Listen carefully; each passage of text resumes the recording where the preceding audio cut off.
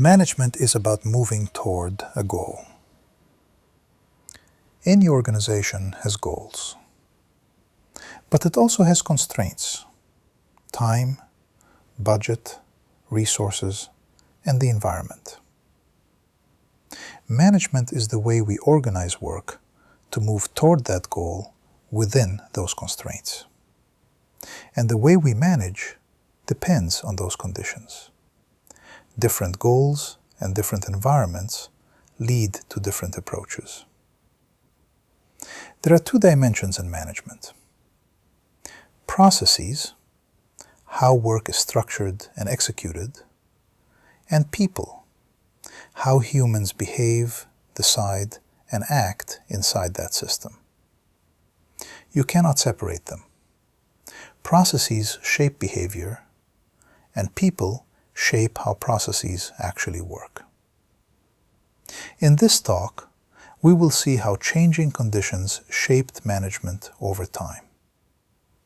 This is not a full course on management history. We will focus only on key ideas that help explain the connection between goals, environment, and the way we manage. So the problem defines how we manage. In the late 19th and early 20th century, industrial production was growing fast. Markets were expanding. Demand looked almost unlimited. The question was not only how to be efficient, it was how to scale. How do you produce more? How do you train people faster? How do you make output predictable? How do you keep quality acceptable as the organization grows? This is where scientific management appears. Frederick Taylor looked at work as something that could be studied, measured, simplified, and improved. Break the work into small steps. Measure each step. Find the best-known method. Train people to follow it. Remove variation. The result is specialization, timing, and optimization. Scientific management does not stop at task optimization. It changes how the whole organization is built. If work is broken into small, simple steps, then people can specialize.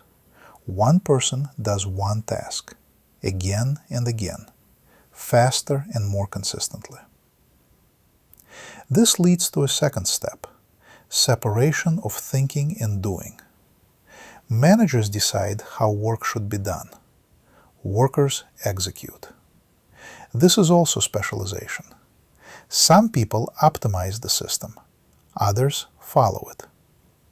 To make this work, you need structure, a clear hierarchy, clear rules, clear instructions. Every action is defined.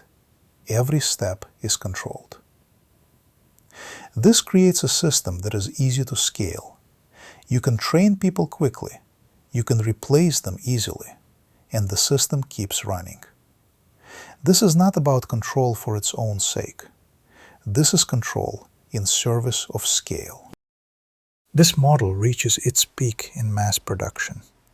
A classic example is the Ford Model T. For almost 2 decades, it was produced with minimal changes. The process was stable. The product was stable. This is the ideal environment for scaling. Demand is high. The market can absorb everything you produce. The main goal is volume. In this world, scientific management works perfectly. Standardization increases speed. Specialization increases output. Control keeps everything predictable. But then the context changes. Markets become saturated. Demand is no longer unlimited. Customers start to expect variety. And then comes the Great Depression. Suddenly, the problem is no longer how to scale. The problem is how to survive. Rigid systems struggle in this new reality. They are optimized for stability and scaling, not for change. And this is the key shift. When the environment changes, the same system that gave you strength can become your biggest limitation. So the problem started when the environment changed.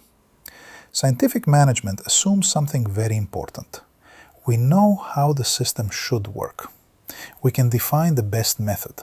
We can standardize it. We can control it. This works well when the world is stable. But what if it is not? What if demand changes? What if customers want something different?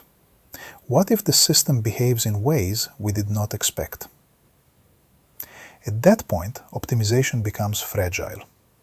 You can optimize each step perfectly and still break the whole system, because you are optimizing based on assumptions that are no longer true. This is where Deming introduces a different view. He starts from a simple idea. We do not fully understand the system. Variation exists. Parts are connected. People are not predictable components. And most importantly, we can be wrong. This changes everything. Instead of trying to define the perfect process once, we need to keep learning. Instead of control, we need understanding. Instead of certainty, we work with uncertainty. The shift is small in words, but huge in practice. From we know the right way to we are trying to find a better way. And once you accept that you don't fully know, management can no longer be only about control. It has to include learning. If we accept that we don't fully understand the system, then we need a way to learn. This is where PDCA comes in. Plan, do, check, act. It looks simple, but the idea behind it is different from traditional management. We do not start with certainty. We start with a hypothesis. In the plan phase, we define what we believe should happen. In do, we run a controlled experiment. In check, we do not just verify results. We study what actually happened. And in act, we decide what to do next based on what we learned. Then we repeat the cycle. The goal is not to execute a perfect plan. The goal is to reduce uncertainty over time. This is a very different mindset. Instead of defining the right process once, we continuously improve it. And this is how management adapts to a changing environment. At first, Deming's ideas were not widely accepted in the United States. This is not because they were wrong. It is because they did not fit the context. After the Great Depression, there was pressure to change. But then World War II shifted the focus. Demand became predictable again. Large government contracts dominated. The main goal returned to scale and output. In that environment, existing management systems worked well enough again. There was no strong reason to rethink them in the moment. Japan was in a very different situation after the war. Resources were limited. Markets were competitive. Quality and efficiency were critical for survival. They needed a way to improve continuously and adapt quickly. Deming's ideas fit this need. This became one of the foundations of the Japanese economic miracle. From a management perspective, we can look at the Japanese model through a few key elements. And the first one is how production is driven. There are two fundamentally different ways to organize production: push and pull. In a push system, production is driven by a plan. You decide what to build. You produce in advance. You push products into the market or into inventory. This works well when demand is stable and you expect to sell everything you produce. In a pull system, production is driven by actual demand. You do not produce until there is a signal, an order, a request, a real need. Work is pulled through the system, step by step. This changes the focus.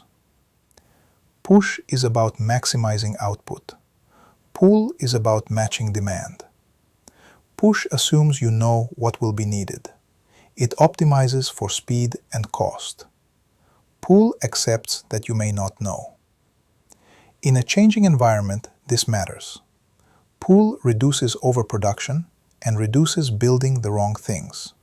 It limits risk, and it allows the system to adapt faster. Pool changes not only how we produce, it changes how we make decisions.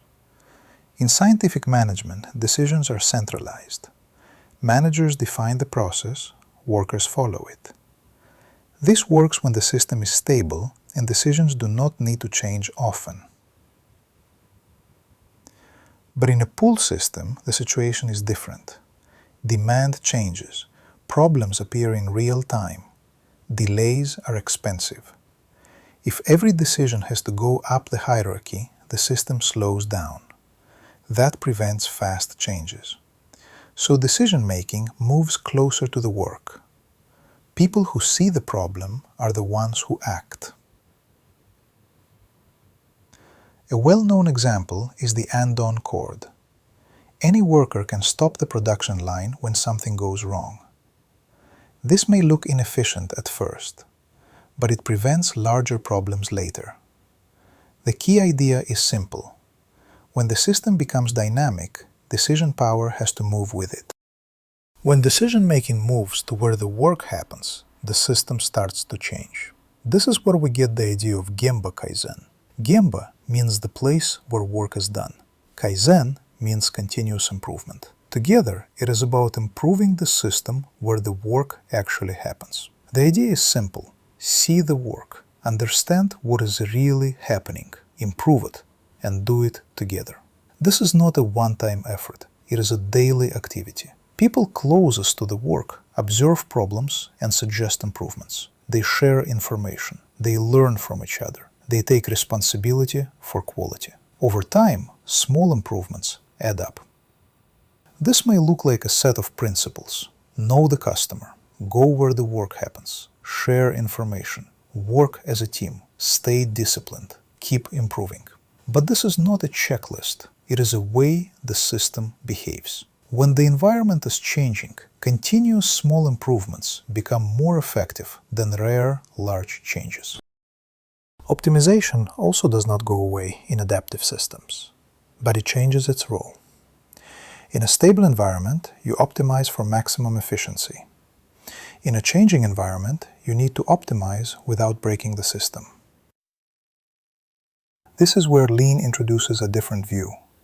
It focuses on three types of problems: Muda, waste; Muri, overburden; Mura, unevenness. Muda means operations that don't contribute to creating value: overproduction, waiting, rework, extra inventory, unnecessary movement. These are not only efficiency problems, they also increase risk. Extra inventory hides problems. Rework slows adaptation. Too many handoffs create instability. All of them create additional load and increase the risk of operator error. Waste makes the system harder to change safely. But there is another important problem: Mura, unevenness. When work arrives in bursts, the system becomes unstable. People are overloaded at one moment and idle at another. One way to deal with this is cadence, a regular rhythm of work and feedback, small changes, frequent checks, continuous adjustment. Without cadence, adaptation becomes chaotic. With cadence, it becomes manageable. This is why you see cadence everywhere in Lean, Agile, and DevOps. Not as a ritual, but as a way to keep the system stable while it is changing. The goal is not only to be efficient, the goal is to improve the system without making it more fragile. We looked at predictive and adaptive systems. This does not mean that one is better than the other. They solve different problems. So let's compare them. Predictive systems assume that the environment is mostly stable. The main goal is efficiency, scale, and predictability. Work is planned in advance. Processes are standardized. Variation is reduced. This works extremely well when demand is stable and change is limited. Scientific management is a classic example. Adaptive systems start from a different assumption. The environment changes. Not everything is known. Learning becomes part of the process. The goal is not only efficiency, it is the ability to change safely. This leads to shorter feedback loops, distributed decision-making, continuous improvement, and cadence. Lean, agile, DevOps, and similar approaches belong to this family. Neither approach is universally correct. Each one is optimized for a different type of environment. And this is where things become interesting, because most real organizations do not live entirely in one world. In reality, most organizations are hybrid. Some parts of the system need stability and predictability. Other parts need experimentation and adaptation. So predictive and adaptive approaches often coexist. There are different ways this happens.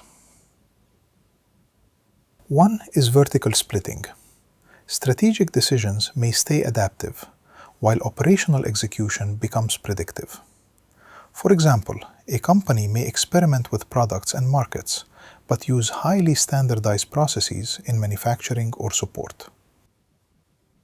Another way is horizontal splitting. Different teams work in different modes. Research and product discovery may use adaptive approaches. At the same time, finance, compliance, infrastructure, or large-scale operations may rely on predictive systems. Modern hybrid frameworks try to support this reality. For example, starting at the 7th version, PMBOK moved away from prescribing a single process model. Instead, they focus more on principles, context, and selecting the right delivery approach. You can see similar ideas in lean governance models, DevOps practices, and systems like EOS. This is not a contradiction. Different environments create different management needs. A fully predictive organization becomes rigid. A fully adaptive organization can become chaotic. Hybrid systems try to balance stability and adaptation. And this leads to the most important question. How do we decide which approach fits which situation? The answer to choose the appropriate way to manage is context. One useful model for thinking about context is the Cynefin framework. It divides environments into several domains. In clear environments, cause and effect are obvious. The work is repeatable, best practices are effective. This is where predictive systems perform very well. In complicated environments, there are still correct answers, but finding them requires expertise. Planning and analysis still work, but the system becomes more difficult and may require some degree of feedback and adaptation. This is where hybrid approaches shine. In complex environments, things change while you are working.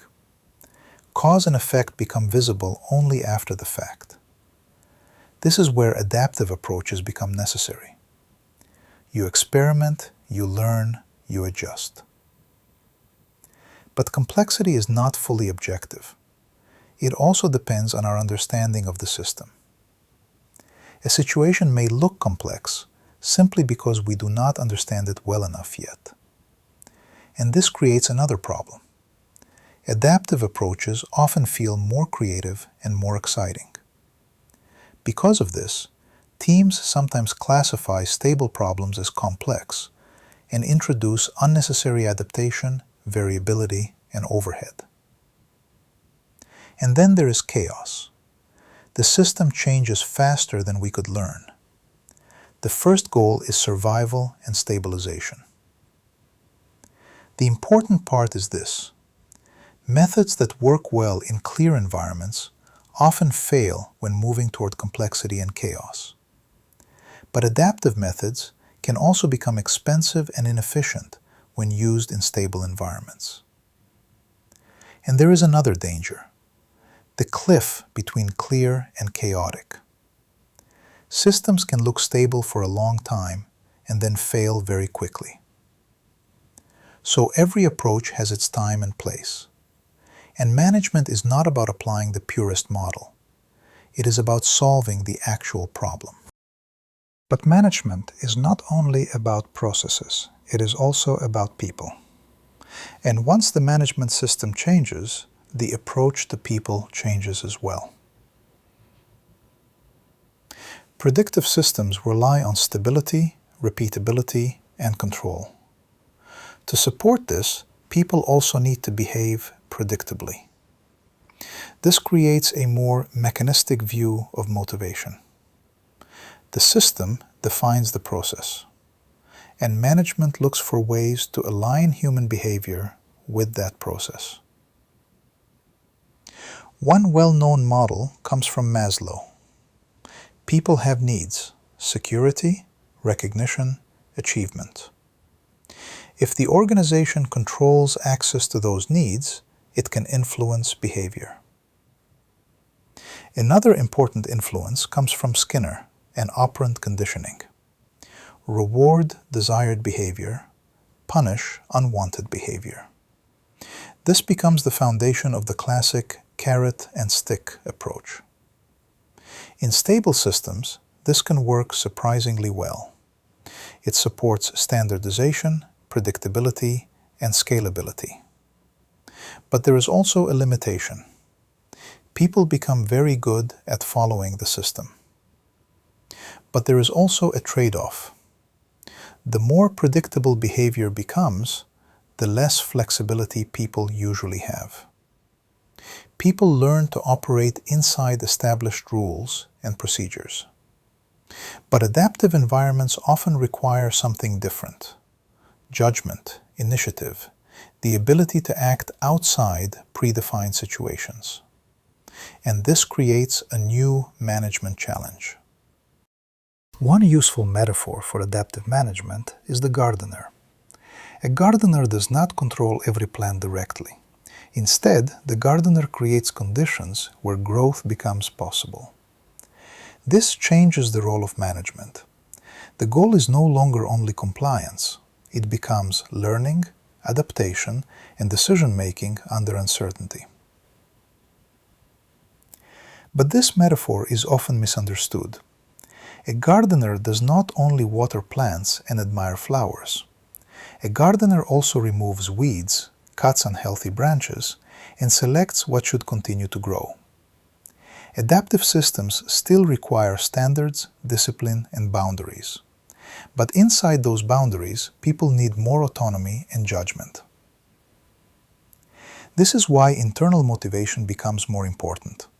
One example is Carol Dweck's idea of fixed and growth mindset. In a fixed mindset, people try to avoid failure and protect competence. Mistakes become threats. Feedback feels personal. Uncertainty creates fear. That creates lack of initiative, hiding mistakes and problems.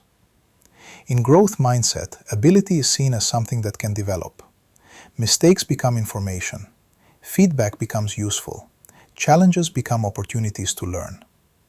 This matters because adaptive systems require experimentation. And experimentation means that not everything will work correctly the first time. Another example is Radical Candor by Kim Scott. Adaptive systems still need accountability and high standards. But there is a problem. Pure empathy often avoids difficult conversations and is ultimately damaging to the business. Pure pressure over outcomes often becomes aggression.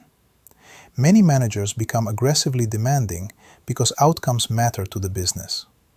But pressure without personal involvement eventually destroys trust and learning.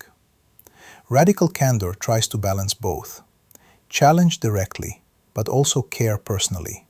Feedback should not come from indifference or dominance. It should come from genuine involvement in helping people and the system improve. There are many approaches built around similar ideas. The key point is this: when organizations need to adapt, management must support not only execution, but also learning and change. Alignment between managing processes and managing people matters. Predictive systems usually work better with predictable behavior and stronger control. Adaptive systems require judgment, initiative, learning, and openness to feedback. When the management model and the people model conflict, the organization becomes unstable. For example, adaptive processes combined with fear-based management often create chaos instead of adaptability. And the opposite, predictive processes combined with highly adaptive, learning-based people management can create distraction, frustration, and false expectations. So where does all of this leave us? There is no single correct way to manage. Different management systems evolve to solve different problems under different conditions. Scientific management solved the problem of scale. Adaptive approaches evolve to deal with uncertainty and change. Neither is universally superior. Every approach has its time and place. Management is not about applying the purest or right model. It is about solving the actual problem. And this applies not only to processes, but also to people. The way we structure work, make decisions, give feedback, and motivate people must align with the environment we operate in. Even the same team may need different management approaches in different situations. That is why management is difficult. Not because there are no good ideas, but because context keeps changing. This was only a high-level overview, but hopefully it helps explain why management approaches differ, where they come from, and why understanding the context matters more than following trends.